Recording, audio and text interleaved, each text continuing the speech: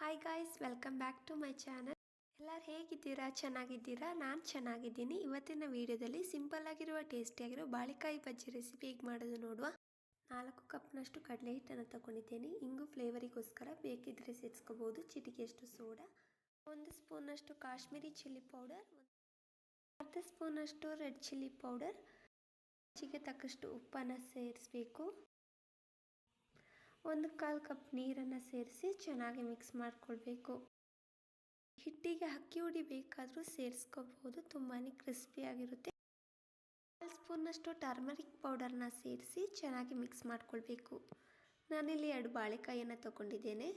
ಸಿಪ್ಪೆಯನ್ನು ತೆಗೆದು ಸಣ್ಣದಾಗಿ ಕಟ್ ಮಾಡಿ ನೀರಲ್ಲಿ ನೆನೆಸಿಟ್ಟಿದ್ದೆ. ಇವಾಗ ಈ ಹಿಟ್ಟಲ್ಲಿ ಬಾಳೆಕಾಯಿಯನ್ನು ಮುಳುಗಿಸಬೇಕು. ಇವಾಗ ಇಲ್ಲಿ ಮುಳುಗಿಸಿದ ಬಾಳೆಕಾಯಿಯನ್ನು ಎಣ್ಣೆಯಲ್ಲಿ ಬಿಡಬೇಕು.